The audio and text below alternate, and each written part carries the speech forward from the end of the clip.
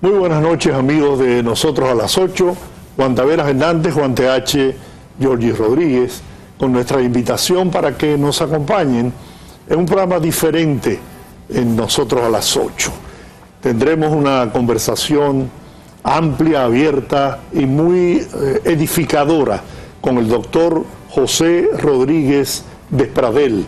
Él es diabetólogo, una especialidad de la medicina que es de gran importancia, y por eso les invitamos a que permanezcan con nosotros para que se orienten y se edifiquen con relación a esta enfermedad que ataca y afecta a mucha gente en el mundo.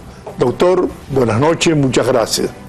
Gracias a ustedes por permitirme estar en este momento con su público y poder hablar, como muy bien usted dice, de esta condición que está afectando a toda la población del mundo entero, independientemente de cualquier condición que pueda tener. Yo soy diabético. Y soy un diabético que adquirió conciencia de su condición. Yo no digo de la enfermedad, sino de su condición. Totalmente de acuerdo. Y mi glicemia, yo no me la mido mucho, pues no puedo estar en eso. Todos los días yo tengo amigos y amigas que son diabético 1 o diabético 2, yo soy diabético 2. Por lo tanto, yo creo haber hecho conciencia de mi condición. Por lo tanto, he reducido considerablemente la ingesta de arroz y carbohidratos, azúcar. El café yo me lo tomo amargo, el té me lo tomo amargo. Hay muchas cosas que yo he dejado, que me gustaban, pero las he dejado. Sí. Y por lo tanto, esta mañana mi glicemia estaba en 94. Perfecto. Otra vez ha estado 110, 115, 120, por ahí la manejo. Pero yo tengo conciencia de cosas que no puedo consumir, y en las horas, al mediodía, etcétera, etcétera. Es decir, usted puede controlar su diabetes, sobre todo si es diabetes 1, ¿no? Entonces, yo no uso insulina. Mire. Tenía una pastilla 2, pero mi endocrinóloga me dijo, si caminas todos los días, o 4 o 5 veces a la semana, deja esta pastilla. Y efectivamente, en vez de 2, solo una. Sobre esto, ¿qué dice usted sobre el manejo de la diabetes? La clave, usted lo dijo al inicio, yo adquirí conciencia. El hecho de que una persona, en el caso del tipo 2, que generalmente es el adulto, cuando le descubren la condición de diabetes, haga esa interiorización de su condición y de qué es lo que influye en que pueda tener o no los niveles elevados de la glucemia, o que pueda controlarla, es donde comienza el tratamiento. Nosotros siempre hablamos con nuestros pacientes y les decimos, lo primero que tienes que hacer, con ayuda nuestra, te vamos a ir orientando en el camino, es el hecho de que si no conoces tu condición y no la aceptas, no vas a cambiar. Es lo primero. ¿Por qué? Es lo que pasa con el alcohólico. Si te no hace conciencia de que tiene problema con el alcohol, y lo interioriza. Exactamente. Jamás lo va a dejar. No. Entonces, actividad física. Dependiendo de la condición del paciente, dependiendo de su edad, dependiendo si tiene o no tiene alguna otra comorbilidad, siempre hay qué tipo de actividad física puede hacer. 2, usted hablaba de la comida, redujo la ingesta del arroz, carbohidratos. Nosotros les hablamos a los pacientes de prácticamente usted puede comer de todo, lo importante es las cantidades y las combinaciones. Obviamente hay algo que no es negociable en el tipo 2 sobre todo, tipo 1 dependiendo de la edad, pero en el tipo 2 sobre todo, y son los azúcares derivados de la caña de azúcar y la miel, que mucha gente cree, tiene la falsa creencia de que lo que es natural es saludable. Y bueno, es una verdad a media. Es saludable porque no tiene ningún químico, pero no para todo el mundo, porque resulta y viene a ser que la miel de abeja tiene 3 clases de azúcares naturales. O sea, para una persona con diabetes no le conviene. Entonces, hablamos de las combinaciones y de las porciones que debe tomar. Ahí cabe una pregunta que yo quiero hacerle. Se la voy a hacer por mi amigo y hermano Jorge Rodríguez. Yo no consumo gaseosa, ningún tipo de gaseosa, ni jugos de naranja. Pero yo tengo muchos amigos, entre ellos Jorge, que les gusta el jugo de naranja y los jugos. Y es preferible comerte la fruta de naranja o de lo que sea al jugo. ¿Eso o no es así? Correcto, totalmente de acuerdo. ¿Qué pasa cuando uno, primero, todas las frutas vienen con su azúcar natural, que es la fructosa? La fructosa. Todas, dulces, agrias, todas tienen con la fructosa. Para usted hacer un vaso de jugo de 8 onzas, usted necesita una mayor cantidad de fruta y va aumentando entonces la cantidad de fructosa.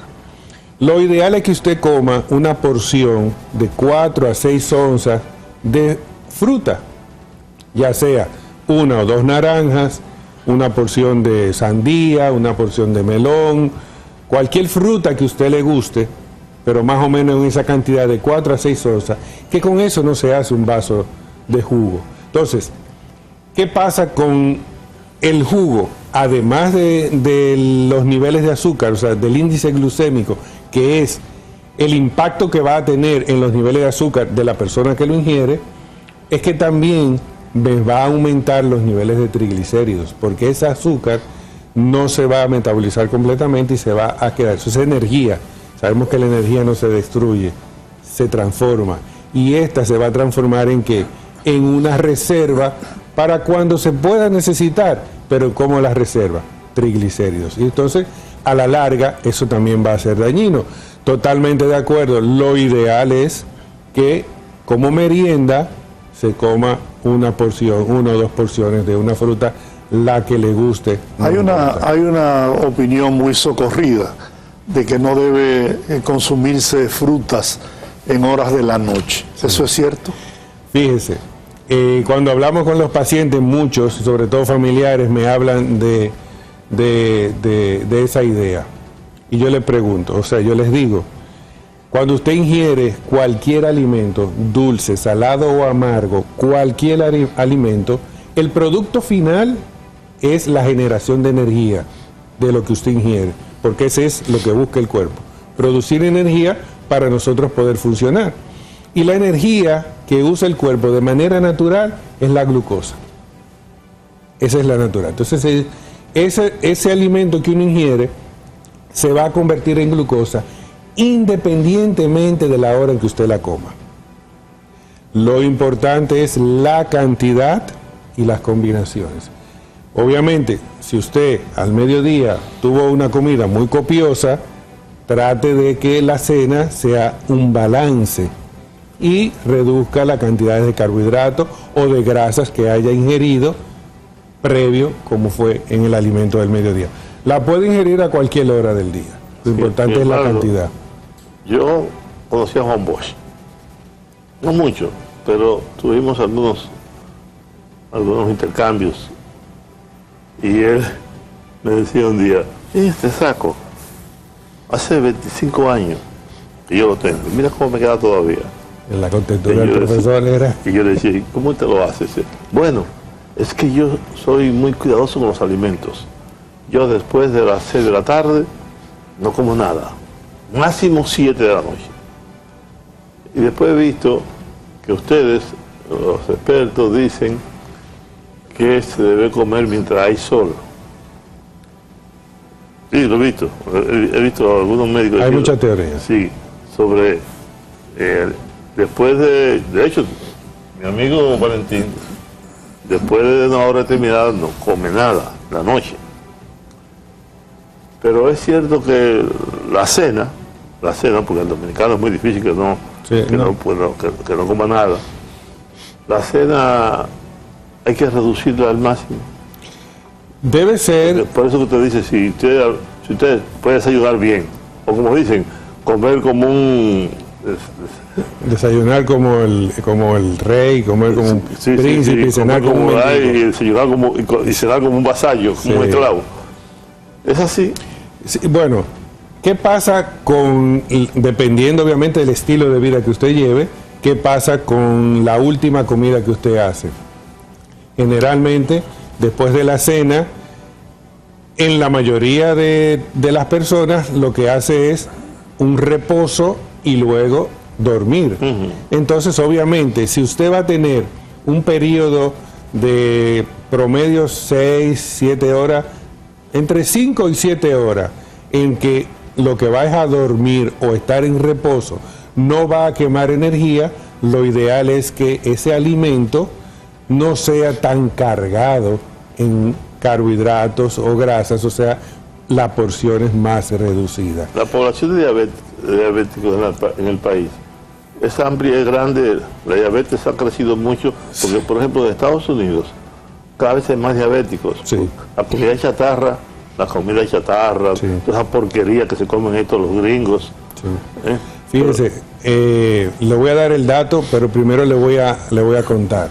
Hace aproximadamente unos 15, tal vez 20 años atrás, en el Instituto de la Diabetes se hizo un estudio junto con la Universidad Oita de Japón y una universidad local, un estudio de corte genético, y se determinó que la población de República Dominicana tiene un gen prevalente, que es el 121, CP1-121, que me predispone a desarrollar la condición de diabetes, independientemente del factor ambiental. Eso, unido a la alimentación inadecuada y al sedentarismo, me va a llevar a aumentar las cifras y los niveles de diabetes, la posibilidad de tener diabetes. Actualmente, basados en un estudio que se hizo también en el Instituto de la Diabetes hace alrededor de unos 4 o 5 años, la prevalencia anda por un 13%. 13% de la población. Estamos hablando de 1.300.000, 1.400.000 personas, más o menos. ¿Y a nivel mundial? A nivel mundial estamos hablando más de 500 millones de pacientes con diabetes. Pero hay un dato que me gustaría resaltar. Si bien es cierto que es un número que llama la atención, ya son personas diagnosticadas, lo que nos dicen las estadísticas es 1 de cada 2 personas con diabetes no lo sabe. O sea que si hablamos de que a nivel mundial o en la República Dominicana hay 1.300.000 diagnosticados, probablemente sea el doble, ¿verdad? Creo que en el mundo. Si hay 500 millones son 1.000. Probablemente sean 1.000. Pero viene el otro dato, que es el que nosotros siempre le damos más énfasis. Hay una condición que se llama prediabetes. La prediabetes... ¿Eso existe? Ahí voy. La prediabetes, muchas personas no quieren darle la importancia que tiene. ¿Por qué? Porque se diagnostica, las personas tienen las glucemias de ayuno, o sea, la de la mañana, la que se hace en el laboratorio, normales, por debajo de 100. Pero cuando es una persona con factores de riesgo para desarrollar diabetes, como de raza mixta, de mayor de 35 años, si es una mujer que ha tenido un hijo que al momento de nacer el bebé pesó más de 8 libras, por mencionar algunos, si está en sobrepeso o obesidad, todos esos son factores de riesgo para desarrollar diabetes. Si a esa persona con una glucemia en 80, 85, se le hace lo que se llama una curva de tolerancia a la glucosa, que es una prueba en laboratorio, y a las 2 horas se mide cómo están los niveles, probablemente esté por encima de 140 a las 2 horas. Entonces, cuando está entre 140 y 199, hablamos de prediabetes. Pero no es solamente una cifra. ya eso está determinado que esos valores postprandiales, que es como se llama, entre 140 y 199, son factores de riesgo independientes para desarrollar enfermedad cardiovascular. Entonces es una condición que hay que ponerle atención. Y la cifra de estos con prediabetes, a nivel mundial estamos hablando de más de 300 millones. Entonces fíjese que hay que ponerle realmente atención. Eso que usted dice, creo que es totalmente cierto. Yo me enteré de mi condición de diabético ya muy adulto, 60 años. A lo mejor yo era diabético hacía mucho tiempo. Probable. Pero mi madre era diabética. A lo mejor había un componente genético por ahí, no lo sé. Pero yo les digo a mis hijos mayores, con relación a sus hijos, que los padres debemos educar a los hijos previendo la diabetes. Por ejemplo, nosotros a nuestros hijos, que yo lo hacía por ignorancia, dulces, Sí. refrescos rojos, mucho bizcocho, mucho chocolate, mucho helado, muchas cosas, y sin saber o ignorando que con ello no le estamos haciendo un favor, por el contrario, porque todos esos alimentos tienen una condición adictiva que le gusta, así a él le gusta el dulce, así le gusta esto, así a él le gusta, no es que le gusta, es que son alimentos muy procesados que contienen mucha azúcar y en el futuro ellos van a pagar una consecuencia por eso. Es así. Sí. Fíjese, hablamos de los refrescos y dulces, pero haga memoria cuando usted entra a un centro comercial que tienen las áreas de comida, como le llamamos hoy en día, los food court. Lo primero que usted siente no es lo que ve, es lo que huele. Y ese olor ya le abre el apetito y usted no iba a comer nada, pero solamente con ese aroma ya usted está buscando qué comer por lo aditivo que es. Doctor, con su permiso tenemos que hacer una pausa, regresamos en breve.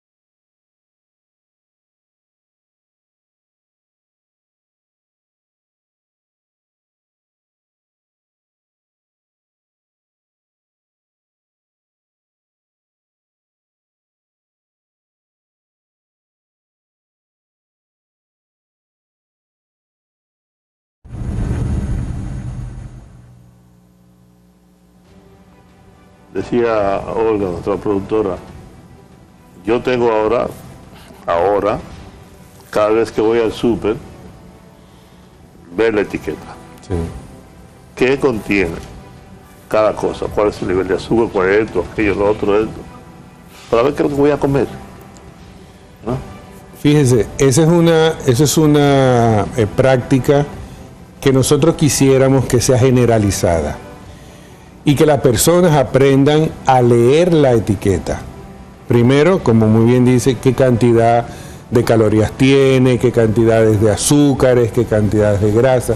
Y segundo, después de eso, que siga más abajo y vea a expensas de qué son esas calorías, qué tipo de azúcar tiene, qué tipo de grasa tiene, porque también eso va a influir en, como hablábamos ahorita de la miel, en qué tan saludable pudiera ser esto que estoy buscando, que tiene menos de esto o menos de aquello. Doctor, ¿cómo una persona puede identificar que es diabético? Y me gustaría también, usted ha hecho referencia a diabetes 1, diabetes 2, que le explique a la gente de qué se trata, cuál es la diferencia. Bien, iniciamos con las divisiones, por decirlo de esta forma. Realmente hoy en día hablamos de tipo 1, tipo 2, hace unos años, muchos años atrás se hablaba de insulino dependiente, no insulino dependiente, y eso varió porque el paciente tipo 2, que era el que se le decía no insulino dependiente, en cualquier momento de su vida puede requerir la necesidad de utilizar insulina. No significando que sea para siempre, pero que la puede necesitar en ese momento. Entonces, tipo 1. El tipo 1 generalmente comienza en la niñez. Y es aquel que todavía, aunque hay hipótesis y teorías sobre la génesis de la enfermedad, no hay nada concreto. Lo que sucede es por decir así, un fallo en el cual el sistema de defensa del cuerpo ataca las células betas pancreáticas, que son las que producen insulina, y dejan de producirla. Al el cuerpo no producir nada de insulina, entonces vienen complicaciones agudas como la cetoacidosis diabética, que es lo que muchas personas llaman coma diabético, y a partir de ahí esa persona requiere para el resto de su vida el uso de la insulina, porque es la que lo va a ayudar a metabolizar los niveles de glucosa, la glucosa que ingiere, y tener niveles de glucosa adecuados. Luego la tipo 2 generalmente ocurre en la adultez, pero por la otra pandemia que estamos teniendo de sobrepeso u obesidad y de sedentarismo, estamos viendo niños por encima de 8 años, obesos y en sobrepeso, que están desarrollando diabetes tipo 2. Entonces, estos pudieran ser manejados con medicamentos orales, lo que la persona llama las pastillas, solamente, o una combinación de orales e insulina, dependiendo de cómo sea la condición. Y el otro tipo, que también manejamos más frecuentemente, es lo que llaman la diabetes gestacional. Es la que ocurre en una mujer embarazada, generalmente por encima de las 20 semanas de gestación, o sea, de los 4 meses, que no tenía historia de niveles elevados de azúcar, pero que empezó a elevarse los niveles. Entonces, ocurre solo durante el embarazo, generalmente al finalizar el embarazo, cuando la placenta sale, se termina, pero ya queda con una condición de que hay que seguirla evaluando cada cierto tiempo, porque ya es más factible de que desarrolle diabetes. A nuestros abuelos y a nuestros padres les gustaba ver a los niños gordos, eran hermosos. Ahora, cuando un niño nace con 9 libras, con 10 libras, y después, a base de leche, dulces y de cosas, el niño se torna obeso, Sí. hay un riesgo a la a diferentes enfermedades, entre ellas la diabetes. ¿Es así? Sí, correcto. Sobre todo, siguiendo con esa misma idea, antes se decía cuando el bebé nacía de 8 libras, 9, rollizo, saludable, y ahí hay dos condiciones. Una, esa madre desarrolló una diabetes gestacional y no se dieron cuenta o no fue tratada en el momento oportuno. Y dos, ya ese niño, por haber nacido sobrepeso, o como se llama técnicamente, grande para su edad gestacional, pues un bebé que ya tiene también factores de riesgo para en la adolescencia o en la adultez desarrollar obesidad y también la misma diabetes. O sea, la condición debe de manejarse tomando en cuenta factores de riesgo, que era lo que hablábamos ahorita, padre o madre, familiares de primer grado con diabetes, la edad, la etnia. Nosotros como mestizos somos muy propensos, y el sobrepeso u obesidad.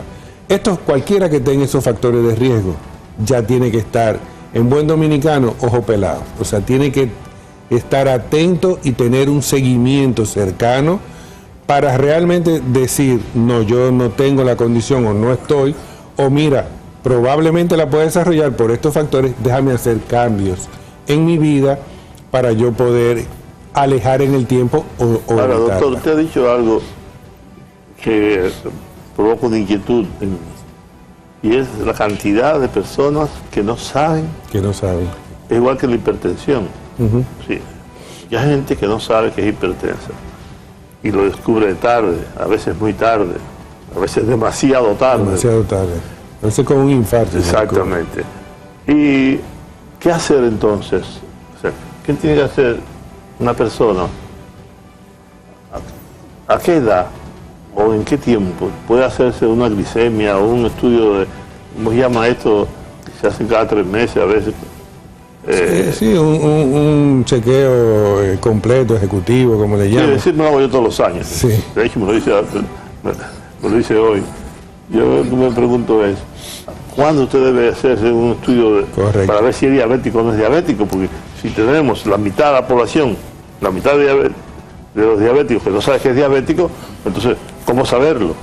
Bien, lo primero es que si tiene uno de los factores de riesgo que hablamos anteriormente, y hoy en día, lamentablemente, la mayoría de nosotros estamos en sobrepeso u obesidad. Partiendo de ahí, ya, después de los 30 años, usted tiene que hacerse por lo menos una vez al año un estudio completo donde determine si hay o no hay riesgo.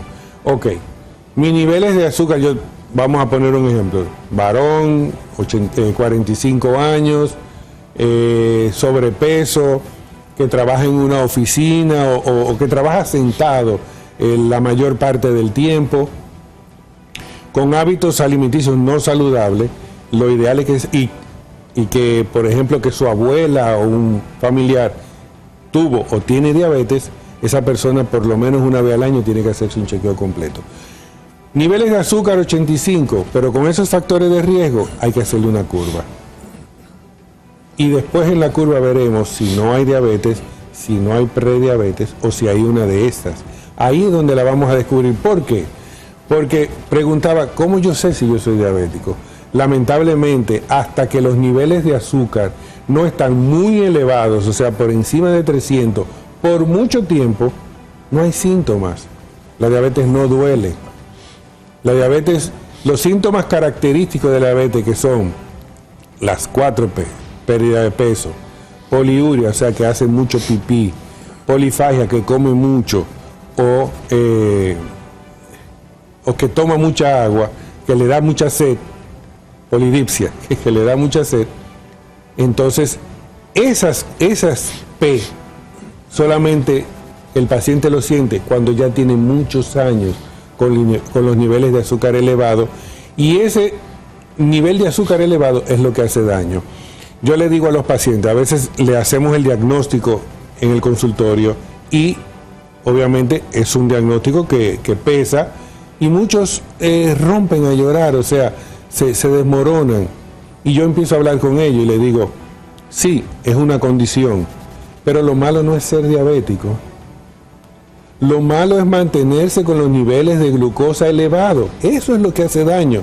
Porque si ya te descubrieron la diabetes y tú haces los cambios necesarios para mantener tus niveles de glucosa, como por ejemplo, usted hizo cambios y de pasar de 2, 3 medicamentos a uno solo, y quién sabe si en el futuro solamente se queda con la actividad física y la alimentación, que ha ocurrido, si hace eso, puede vivir su vida completamente, sin ningún tipo de problema. Tengo una amiga, esposa de un general amigo mío, ella es diabética 1, sus hijas también. Entonces, en el caso de esta señora, ella nada todos los días. Se va al country y ahí hace nada 1 hora, a veces más. Un atleta, nadando. Y tiene ahora un aparatito que venden. Sí, un monitor continuo de glucosa. Sí, que se lo ponen constantemente, ¿no? Ella sabe cómo está siempre, permanentemente su nivel de glucosa. Eso es un problema serio, porque tú tienes que cuidar demasiado la alimentación, demasiado, porque ese sí es un problema serio. Serio. Cuando usted es diabético 1. Pero es hacer cambios. Le iba a comentar, yo tuve la oportunidad de conocer hace unos años atrás, fui al Congreso de la Asociación Americana de Diabetes, al que fue en ese momento, fue elegido presidente de la Asociación Americana de Diabetes, y era un individuo, es un individuo que tipo 1, en ese entonces tenía, creo que eran 60 y algo, 70 años. Si usted remonta hacia atrás en el tiempo, en esa época eran jeringuillas reusables de la de cristal, uno que parecían un estilete, que habían que hervirla y todas esas cosas. Para desinfectarla. Con insulinas que no eran tan puras y tan eficientes como las que existen hoy en día. Ajá. Y ese individuo no tenía una complicación crónica. Obviamente lo de la edad, por supuesto, pero por la diabetes no. ¿Pero por qué? ¿Porque vivía en otro país? No, porque sus padres en el momento del diagnóstico hicieron conciencia e hicieron cambios. Entonces hicieron cambios ellos para que el niño creciera conociendo esos cambios. O sea, yo de nada vale que yo le hable a mi hijo de comer saludable si yo en mi casa me estoy ajebrando un picapollo. Tenemos que ir a otra pausa. Regresamos en breve con el doctor José Rodríguez en Nosotros a las 8.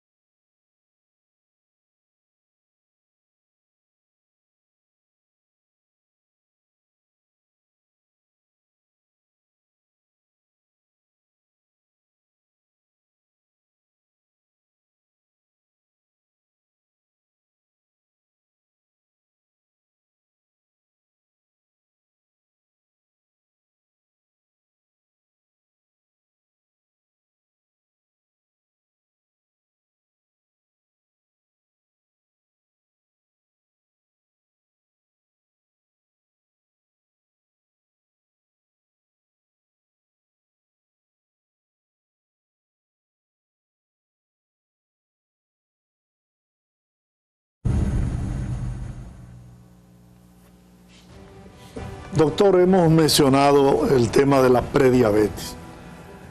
¿Hay que aplicar tratamientos para una persona que sea diagnosticada como prediabético? ¿Y qué tratamiento debe llevar? Excelente la pregunta. Mire, hay un estudio que se hizo hace un tiempo, se llama el DPP o Diabetes Prevention Program, Programa para la Prevención de la Diabetes, donde lo que se buscaban eran personas con la condición de prediabetes o los niveles de glucosa en valores de prediabetes, y se le hicieron 3 intervenciones para ver cuál de esas intervenciones permitía reducir más la probabilidad de que desarrollara diabetes. Y les cuento, la primera intervención era cambios en el estilo de vida.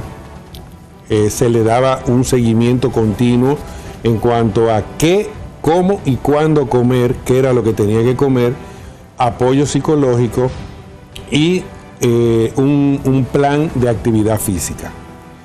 La segunda rama se le daba metformina, y la tercera rama solo se le decía: tienes que cambiar la forma de comer. Resultados: 58% menos de probabilidad de desarrollar diabetes en cambio en el estilo de vida.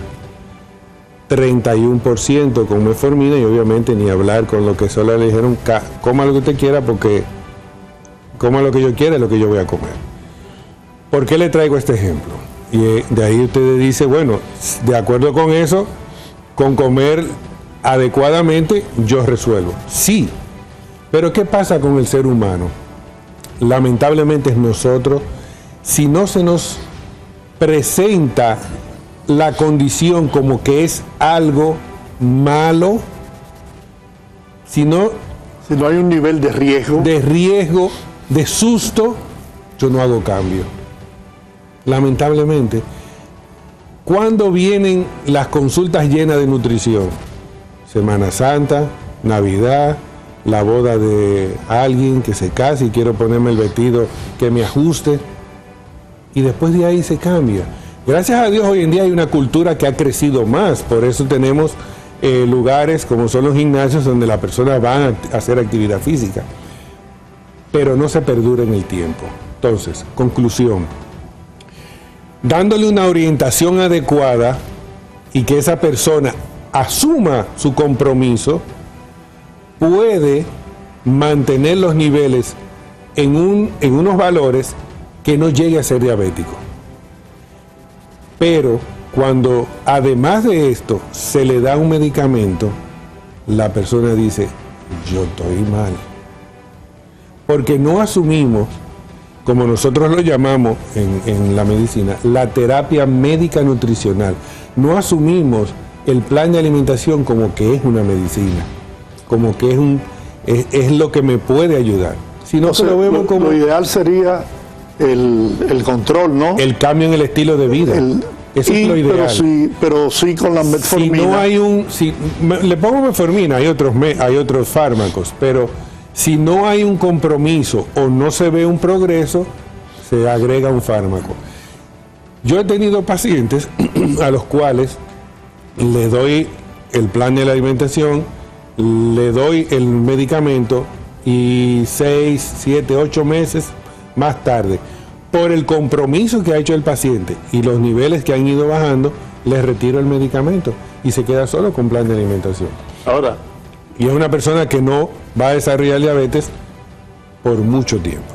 Ahora, ¿qué pasa finalmente con un diabético? ¿Cuáles son las consecuencias finales de un diabético? Digamos, yo soy diabético, no asumo ningún cambio de vida, no me alimento adecuadamente. ¿Cuáles son entonces las consecuencias de eso?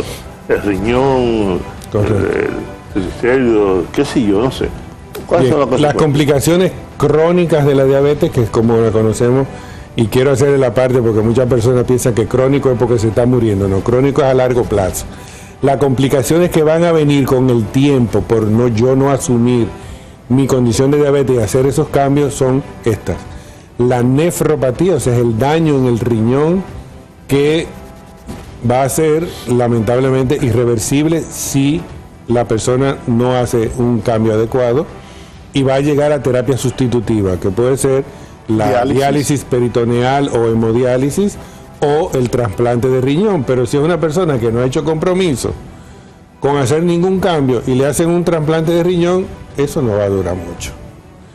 La otra es la retinopatía diabética, que es el daño en la retina, en los ojos, que me puede llevar a una ceguera, a pérdida de la visión. Entonces imagínense, yo por ejemplo, esto es ¿El pie diabético qué es?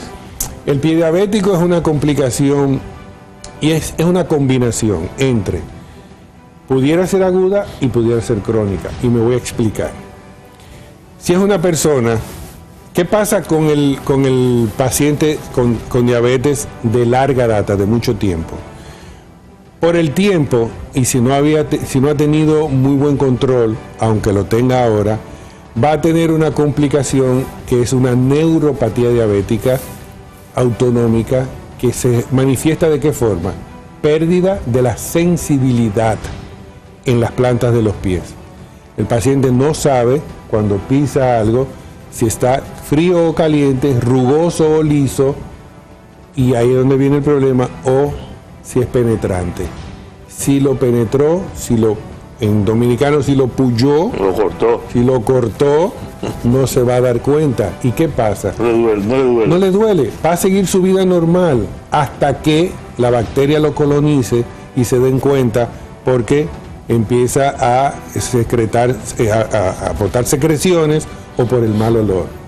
Entonces ahí hay una combinación de infeccioso que es agudo con algo a largo plazo. Que se ha reducido mucho sí. el pie diabético. O sea, es muy difícil que te amputen un órgano. Por ejemplo, en el Instituto de la Diabetes, con la unidad de pie diabético que hay, lo que es la amputación mayor ha bajado muchísimo por la educación que se le da al paciente y el tratamiento para evitar que llegue a eso. Tenemos que hacer otra pausa. La última para regresar con el final del programa.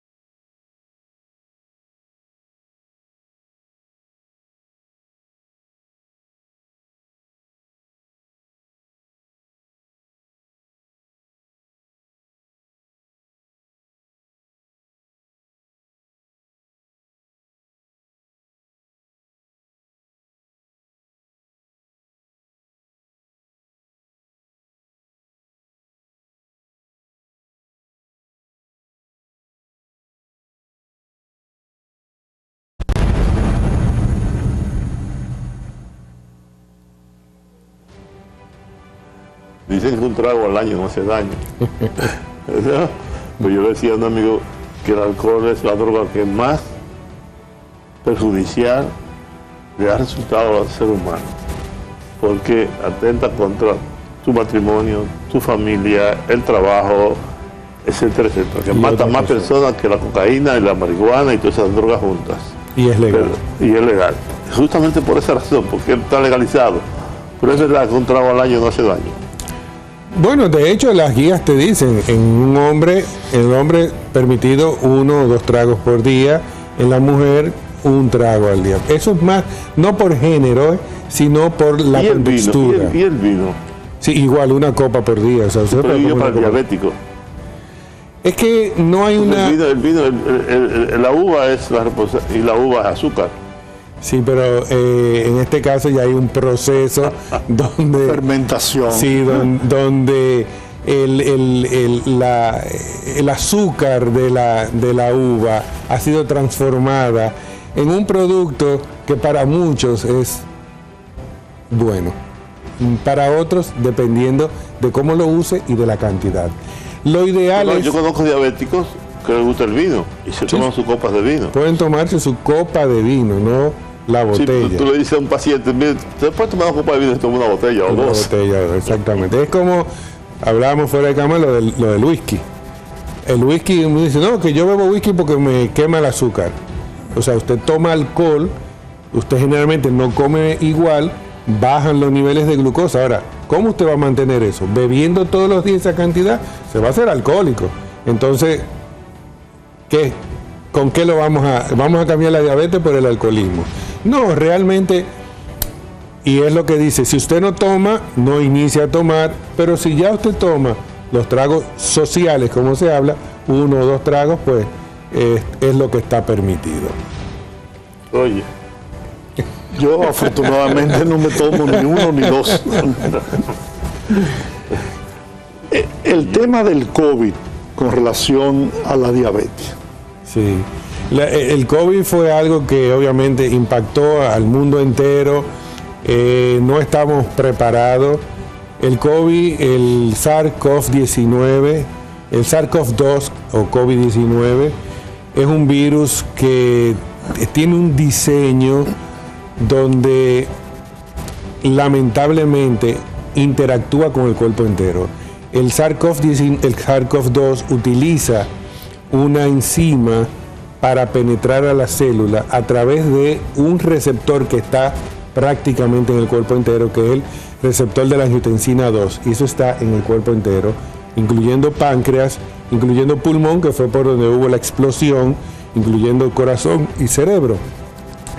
Y entonces, como está en páncreas también, se vio muchas personas sin historia y sin factores de riesgo de diabetes que o durante la enfermedad o post-COVID desarrollaron hiperglucemia, o sea, niveles elevados de glucosa. Y eso se vio también en su, vamos a llamarle así, su prima, que fue el SARS de Medio Oriente o de Oriente Medio en el 2012 más o menos, que hubo esa epidemia, donde también se vieron niveles altos de glucosa en aquellos que padecieron de esa infección. Y lo que estamos es dándole seguimiento por el hecho de que afectaba, como entraba también por el páncreas, pues afectaba las células beta y disparaba los niveles de glucosa. La diabetes no te predispone a la infección por COVID, pero obviamente si tú eres una persona diabética con la condición de diabetes que no estás muy bien controlada, tus niveles de defensa bajan. Y entonces si te infectas, las complicaciones van a ser mayores. Ahí se nos va el tiempo, Sin embargo, hay cosas que un diabético se supone que no debe consumir o tener mucho cuidado con su consumo. Yuca, papa, cereales, avena, etcétera, etcétera, etcétera. Alguien me decía, bueno, la yuca tú la puedes comer si la dejas en la noche en agua. Para que bote el almidón. 24 horas y le cambia el agua cada 8 horas. Sí, le cambia el agua cada 8 horas, entonces bote el almidón y entonces te la puedes comer porque no es malo una yuquita con un huevo trallado encima. Pero es así. Y un aguacatito. Exactamente. Es así, hay que tener cuidado con esos Sí, hay que tener cuidado con los alimentos que tienen un índice glucémico alto, o sea que son los que son propensos a elevar los niveles de azúcar. Doctor, lamentablemente, el tiempo se nos ha ido. Señor Doctor José Rodríguez Pradel, diabetólogo, gracias. Estamos a sus órdenes. Gracias. Magnífica conversación esta que aspiramos, ¿no?, a que haya contribuido a edificar a mucha gente que quizás tiene el problema de la diabetes y no lo ha identificado todavía. Muchas gracias. El que lo tiene, que se cuide. Que se cuide. Señores, hasta una próxima entrega.